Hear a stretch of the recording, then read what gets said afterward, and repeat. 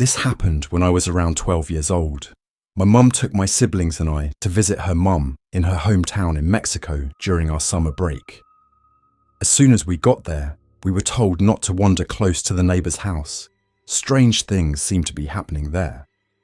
Apparently, the 16-year that lived across the street was possessed. My grandmother actually used the phrase, "has the devil in her." It started with the girl, don't remember her name, hearing somebody whisper. Then she claimed she was able to hear footsteps that followed her everywhere. She stopped eating, sleeping, and every morning would find scratches and bruises all over her body. The priest had been called, and he had blessed the house several times, but it didn't seem to stop.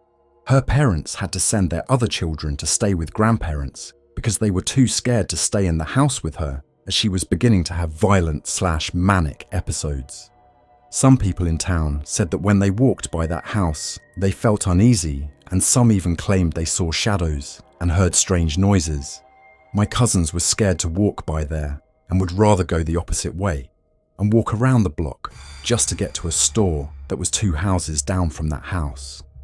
By the way, this house was across the street from my grandma and 2 houses to the left, 2 houses left of the house that was right across the street. Hope that makes sense. I'm not going to lie, I was scared too, but I also had this morbid curiosity. Every time we had to leave my grandma's house, I looked that way and stared. Don't really know what I was hoping to see. One morning, I woke to the grown-ups talking about what had happened across the street during the night. Apparently, a big stain appeared overnight in one of the walls. A stain that looked a lot like blood. They washed the stain with soap and water and painted over where the stain was. By that evening, the stain was there again.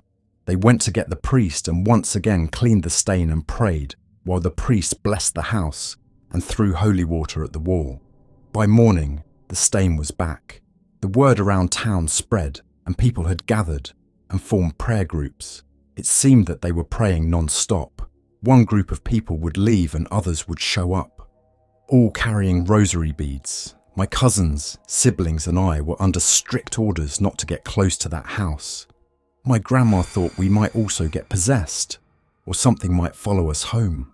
Of course, us being kids, we decided we wanted to go and look at this bloodstain on the wall. So off we went, hiding behind other people so our grandma and mothers wouldn't see us. There was a lot of people, and not everyone fit inside the house, or they were afraid to go in. There was a lot of people just outside the entrance. As we got closer, we heard a girl yelling as if in pain. We also heard growling, but I'm not sure if the girl was also making these noises. Everyone there was praying the rosary in unison, but you were able to hear the girl's voice crying and asking for help. Then she would start yelling, screaming, and you would hear growling. At this point, my cousins, my brother, and my sister had turned back in fear. My sister grabbed my arm and tried pulling me back, but I had to see for myself who was making those noises. I pushed my way inside the house, and what I saw next, I will never forget. I saw a girl tied with ropes to a banister of the house.